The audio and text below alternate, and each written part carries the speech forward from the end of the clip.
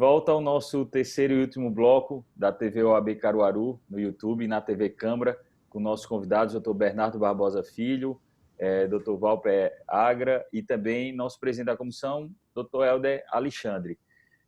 Presidente Helder, eu gostaria de passar a palavra para você, para a gente concluir esse último bloco e falar sobre fake news.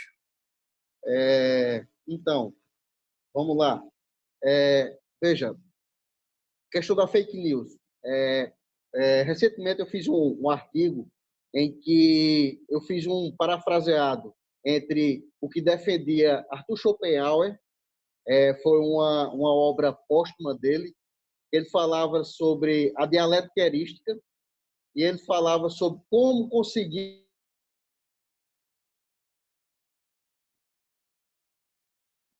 eu fiz um paralelo com pós-verdade. Foi em 2016 foi considerada a palavra do ano pelo dicionário Oxford. Então eu fiz esses dois parafraseados.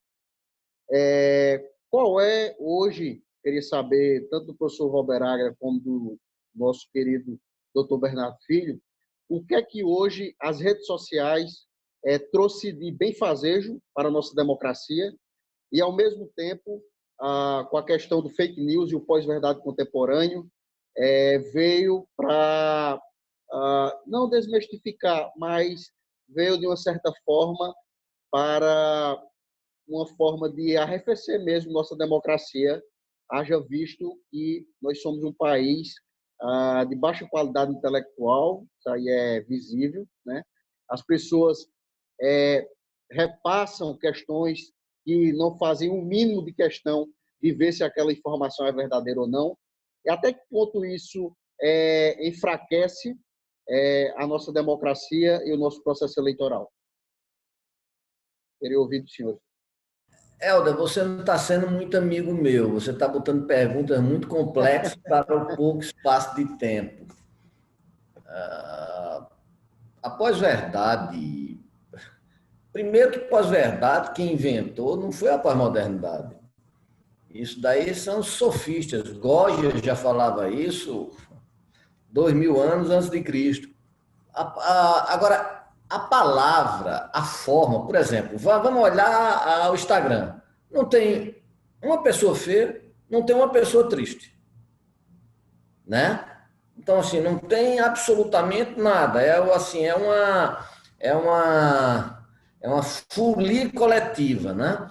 Mas isso é verdade? Até que ponto a imagem vai transladar a realidade fática?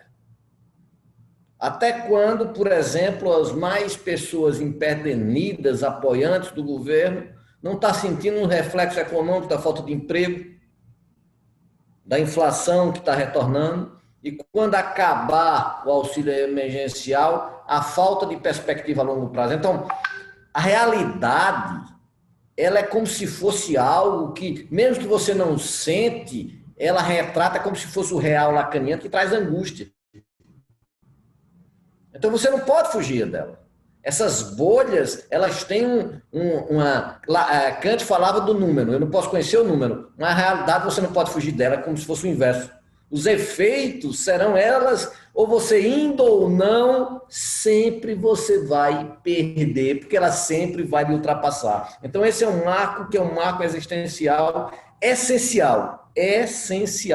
Mas nós temos outra questão ainda, Helder, é que essas bolhas sociais, que fake news, como é que eu vou poder cercear o fake news se isso é feito lá em Amsterdã? A última que eu peguei agora foi feita em Amsterdã. Você tem que ir para o quê? Você aí pega uma soberania não popular, mas uma soberania nacional e normatiza como os alemães fizeram as plataformas.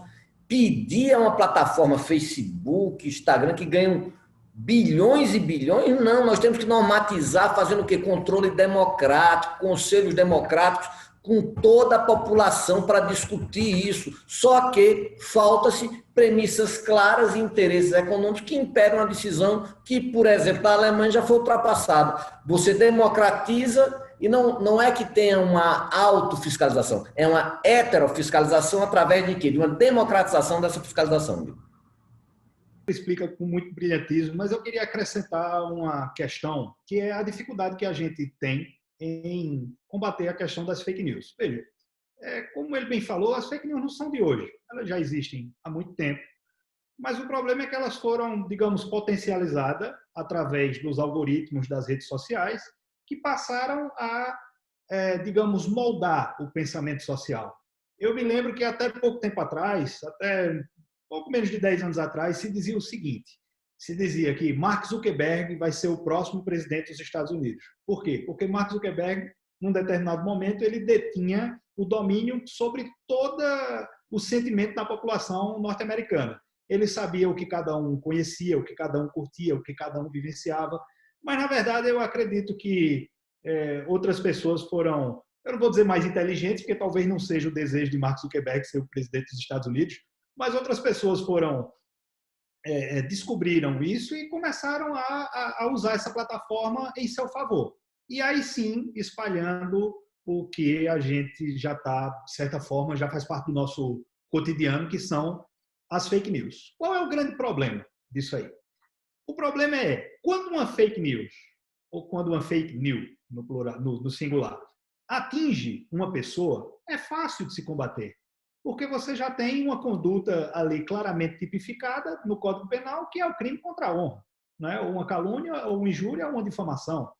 Mas o problema está quando a vítima é a própria sociedade. A sociedade como um todo, que não é diretamente vítima de um crime contra a honra, mas ela é vítima de uma questão de desinformação. Quem deveria ser o guardião, digamos, da sociedade nesse sentido? O Ministério Público.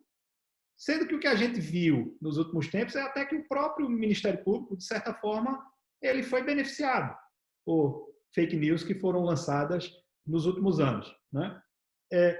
Recentemente, quando você passa a ter um desalinhamento com as pessoas que giram esse mecanismo, aí o próprio Ministério Público está passando agora a ser vítima das fake news. Mas durante muito tempo, que era justamente no momento em que elas deveriam ser combatidas, elas não foram, porque a atenção do Ministério Público, naquele determinado momento, estava voltado para outras questões nacionais e, infelizmente, a gente vive essa situação de hoje de uma absoluta desinformação.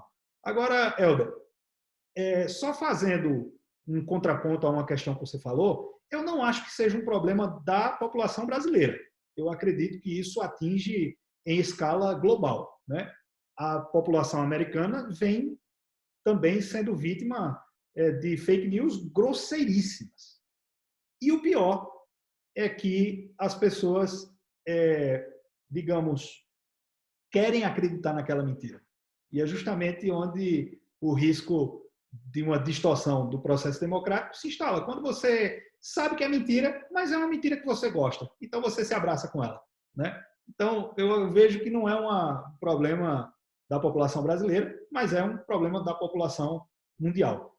Atinge, ao meu sentir, e isso é somente um sentimento pessoal, atinge muito mais a população ocidental. Nós, aqui nas Américas, parece que sofremos muito mais com esse tipo de coisa. Não sei dizer por quê, mas que eu vejo isso com muita clareza. Que nós somos muito mais vítimas de fake news. Perfeito, doutor Bernardo, doutor Valber.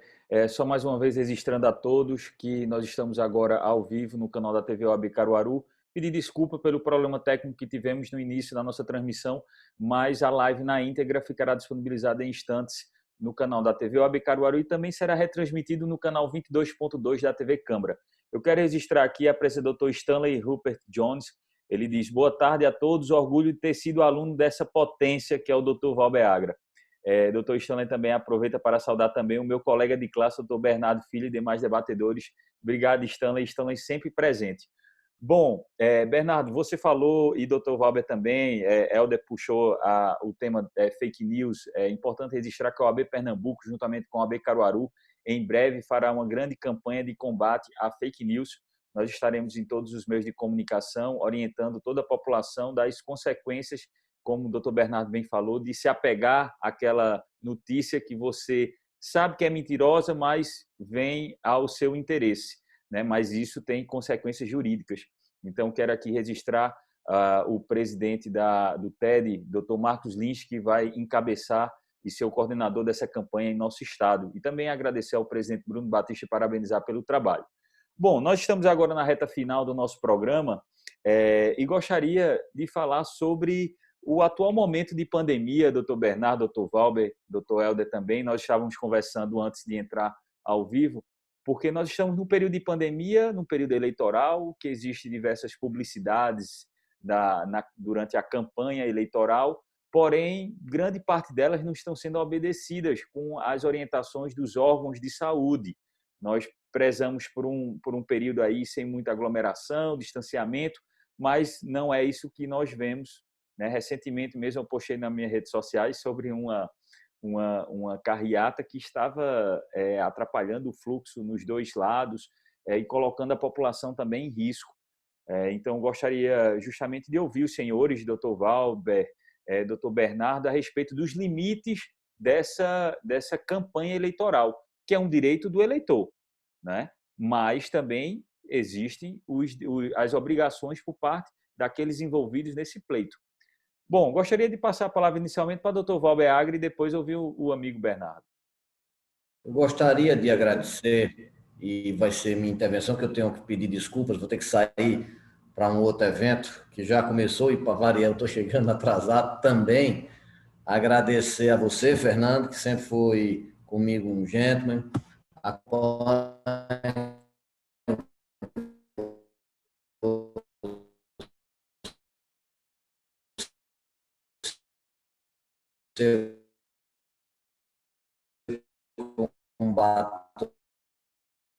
Ontem fui professor, hoje sou aluno dos dois. Então, gostaria de me irmanar pelo convite e pelo sucesso de todos vocês. A questão da Covid, nosso grupo lá na Federal, hoje eu sou professor, com muito orgulho fui professor da SEI durante 15 anos, um dos períodos mais interessantes da minha vida. Hoje sou professor da Universidade Federal de Pernambuco. Lá na pós-graduação, nós temos um grupo de pesquisa e desenvolvimento, um grupo de pesquisa que se chama Direito e Desenvolvimento. Nós fizemos um livro sobre a Covid. O que é que ela representa, a Covid? Primeiro, a Covid representa o debacle completo de toda essa discussão daquelas tratativas neoliberais. Assim, a periferia brasileira também é marcada pela discussão de ideias. Nós continuamos discutindo ideias que já foram sepultadas, seja por Trump, seja por Boris Johnson, que não está mais em voga. Veja, o laissez-faire, laissez-passer, os Estados Unidos agora é um país fechado porque não aguenta a concorrência chinesa. É um país essencialmente protecionista. É um país, hoje, todos os países, seja Alemanha, França, Inglaterra, Estados Unidos, ele é intervencionista, teve que se fazer isso através de quê? Através das medidas, notadamente keynesianas, para ultrapassar. Então, a Covid veio para representar esse debacle dessa determinada postura e também para exigir o quê? Intervenção do Estado e políticas públicas. Não é populismo, não é ser demodé, você falar que as políticas públicas têm que ser mais eficientes. Então, isso tudo foi rompido. E a Covid fez uma coisa interessante, que a pós-modernidade ela afasta. Vocês vejam que hoje no convívio social, você vê casais de namorados, quando chegam, ficam um no celular e o outro no outro. Tem falência mais romtuda do que esta. Então, a Covid fez o quê? Que nós tenhamos que nos encontrar com nós mesmos. A questão da finitude, da possibilidade de morrer, fez com que as pessoas fossem chamadas a refletir. E esses reflexos sanitários, sociais, econômicos também são jurídicos. Pela primeira vez não houve uma protuberância de leis. E ainda houve algumas, mas nós já tínhamos os arcabouços jurídicos todos prontos. Então, eu acho que a Covid é um momento para reflexão. Reflexão individual, como evolução de trajetória de cada um, mas principalmente com revisitar determinados valores. Em dizendo isso, eu agradeço a atenção de todos e a todas, peço humildemente a permissão do meu comandante Fernando para me retirar e garanto-lhes que quando o Helder tiver insensatez de me convidar novamente, eu serei Obrigado por minha satisfação de estar presente ao encontro de vocês. Muito obrigado a todos e a todas. Um abraço fraterno a todos vocês. Muito obrigado. Eu que agradeço, Valber. Forte abraço, um bom compromisso e saiba que a OAB Caruaru sempre lhe receberá de braços abertos. Já conto na próxima live com sua presença aqui para nos engrandecer cada vez mais o seu conhecimento. Muito obrigado. Compromisso afirmado. Muito agradecido. Um abraço, Bernardo. Um abraço, El. Abraço, professor. Tudo de bom. Bom, continuando aqui numa oportunidade que eu tenho uma visão muito mais liberal do ponto de vista da propaganda política, mas nós não podemos ser naturalmente responsáveis de ignorar que nós estamos ainda no meio de uma pandemia, né? Há quem acredite, há quem entenda que ainda virá uma segunda onda, mas fato é que nós ainda estamos aí na primeira onda. E é óbvio que a atividade política ela precisa ser exercida com responsabilidade. Mas é interessante, Fernando, porque nós somos um país extremamente heterogêneo. E essa heterogeneidade, ela não reside apenas na diferença entre os estados. Eu tenho muitos amigos em Recife e é curioso que, quando eu converso com eles, pelo sotaque, eu sei diferenciar se ele é da Zona Norte ou se ele é da Zona Sul. Então, você dentro de uma mesma cidade, que é a cidade do Recife, você consegue que é uma capital, mas não é uma capital tão grande como São Paulo, por exemplo, porque São Paulo você ainda tem aqueles bairros italianos que o pessoal tem um determinado sotaque, mas Recife é Recife, tá ali, não tem mais nem para onde crescer. E você consegue identificar sotaques diferentes dentro de uma mesma cidade. O que é que eu quero dizer com isso? Que nós temos questões culturais a enfrentar. Nós temos questões culturais a enfrentar. Então, tem municípios, e como eu atuo bastante nessa questão do direito eleitoral por aqui, e é curiosíssimo quando, às vezes, cidades vizinhas têm uma política extremamente diferente da outra. Eu estive na cidade de Limoeiro, por exemplo, e é óbvio, é natural que tem política de rua lá, com carreatas, passeatas, caminhadas, mas eu conversando com as pessoas lá, e eles disseram o seguinte, que eu achei extremamente curioso, que eu nunca tinha participado de nenhum movimento lá. Eles disseram, não, olha, a política daqui de Limoeiro, ela se faz através dos debates. Ou seja, os debates lá em Limoeiro têm um valor extremamente grande. E eu não consigo enxergar isso em nenhum outro município do interior que eu trabalho, onde o que vale é aquela campanha de rua, é aquela campanha maciça, aquela campanha muito menos propositiva, que as propostas ainda existem, né? Mas a preferência popular ela se sobrepõe às propostas. E é isso que a gente vê com muito mais frequência. E essa preferência popular desperta a emoção, né? Todos nós somos pessoas com sangue nas veias, todos vermelhos, ninguém tem sangue azul, todo mundo tem sangue vermelho. E a gente consegue entender que é o seguinte, é difícil conter o povo. É extremamente difícil de conter o povo. E como a gente tem uma questão cultural, de como eu falei, de preferência popular e não de convencimento, de preferência popular, é natural que fique uma campanha querendo demonstrar mais força do que outra, né? Uma pessoa faz uma carreata num dia, aí no outro dia o opositor político tem que fazer uma maior, e assim vai. Aí no terceiro dia, esse que fez a carreata primeiro tem que fazer uma ainda maior. E é uma espécie de demonstração de força política. Naturalmente, isso precisa ser exercido com a devida responsabilidade. Mas eu compreendo que, por ser uma questão cultural, eu não consigo nem culpar o povo muito por conta dessas manifestações. Porque uma cultura não se muda da noite para o dia. Uma cultura, ela demora a ser mudada.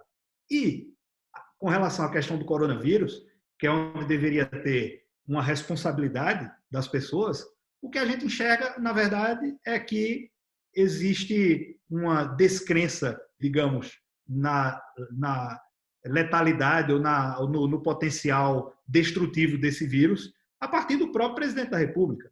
Então, quando a gente tem um comportamento desse vindo do chefe maior da nação, gostem dele ou não, mas é o chefe maior da nação, isso traz um efeito dominó que vai contaminando até aquela pessoa que até a semana passada estava recebendo o auxílio emergencial.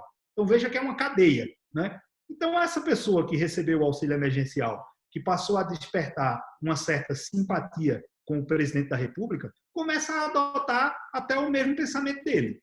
E nessa adoção do pensamento do presidente da República, por exemplo, começa a minimizar as questões que envolvem a pandemia. E aí, meu amigo, o povo na rua não tem quem segure. Então, apesar de eu considerar que é algo equivocado, errado, que não deveria estar acontecendo, ao mesmo tempo, eu não consigo culpar o povo, porque isso faz parte da questão cultural, somada a uma descrença na letalidade do vírus, como eu falei, que somente potencializa o sentimento popular e que leva a gente a ver essas cenas lamentáveis que a gente vem recebendo diariamente no WhatsApp. Perfeito, doutor Bernardo. Então, finalizando nossa live, quero agradecer a doutor Valber, que participou da nossa, Valber Agra, que participou de nossa live, doutor Bernardo Barbosa também, doutor Helder Alexandre. De fato, esse período de pandemia está sendo uma situação muito delicada para um período de eleições, né, que, como você bem falou, Bernardo, exige esse corpo a corpo, né, essa luta de quem tem a maior carreata ou quem tem a maior passeata ou quem é o mais popular. Você nunca vê um político andando só porque ele precisa mostrar liderança, então tem que ir com um monte de pessoas ao seu redor, mas nós estamos vendo um momento diferenciado. Então esse é o grande X da questão do nosso debate. Num momento tão delicado quanto esse de pandemia, um processo eleitoral mudar da noite para o dia, a forma como faz política, é difícil, né? Eu acho que assim precisaria haver uma conscientização dos candidatos para preservar pela ordem social, porque até eu fiz um comentário nas redes sociais dizendo assim, se o candidato não preservar pela ordem social agora, quiçá quando for eleito. Mas, ao mesmo tempo, o eleitor ele precisa ter essa consciência. Então, se o eleitor quer beijo, abraço, aperto de mão, festa e por aí vai, aglomeração, então isso mostra que nós estamos muito longe ainda de ter uma evolução social, uma revolução social ou uma nova política. Então, esse é o meu pensamento, né, a minha opinião a respeito dessa situação. Bom, gostaria de passar a palavra agora para o presidente Helder Alexandre, para ele suas considerações finais, e em seguida para o nosso convidado, doutor Bernardo Barbosa. Bom, essa questão da pandemia, rapidamente, eu quero dizer que está muito decantada, e eu queria fazer só um adendo com questão totalmente teórica. Eu acho que são, diferentemente de normas de caráter normas que entram em conflito, né? Aparentemente conflito, diferentemente são dois princípios aí que estão em voga e que deve a soberania, a cidadania e a soberania deve sobrevalecer a saúde, né? Então nós temos esses dois direitos. Com relação ao professor Valber, que foi embora, eu queria fazer mais algumas perguntas sobre legitimidade democrática, com agora a indicação de mais um ministro do Supremo Tribunal Federal, mais algumas questões sobre Thomas More, Platão, utopia, republicanismo, mas, enfim, não deu tempo. Eu sei que é brincadeira dele quando ele disse que eu apertei ele. Se eu aperto ele é porque é um grande jurista brasileiro, meu amigo Valber Agra. Então, foi satisfação imensa em tê-lo aqui. Satisfação enorme, então, em tê-lo aqui conosco também, Dr. Bernardo Filho, e foi uma live bastante interessante, bastante proveitosa, e parabéns, Fernando, pela iniciativa de sempre. Obrigado, Helder. Mais uma vez, parabéns pelos trabalhos que você vem fazendo à frente da Comissão de Constitucional e toda a sua equipe, e dizer mais uma vez que a Comissão de Direito Constitucional ela é inédita na nossa gestão, nunca foi criada na história da OAB Caruaru, e parabéns pelo trabalho que vem fazendo. E agora, o nosso convidado, doutor Bernardo Barbosa, para suas considerações finais, amigo Bernardo. Bom, parabéns, Helder. Fernando, eu sempre que o encontro dou os parabéns efusivos pessoalmente pela gestão e dizer o seguinte, que o sentimento que eu tenho é que Fernando já está na segunda gestão dele, de tantos avanços que aconteceram, né?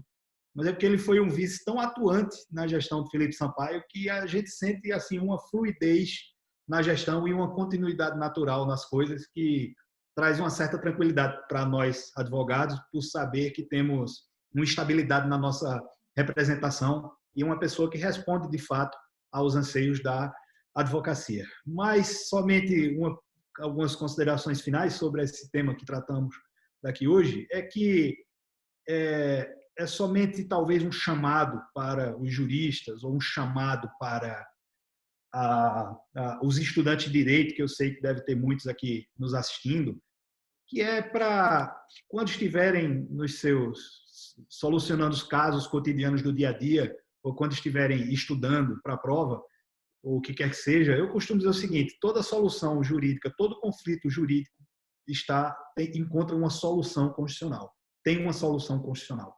A gente consegue encontrar. É difícil você escrever uma peça e não colocar um artigo da Constituição, porque nela a gente consegue encontrar toda a resposta que a gente precisa no que diz respeito à nossa atividade jurídica. E eu queria dizer o seguinte: protejam a Constituição.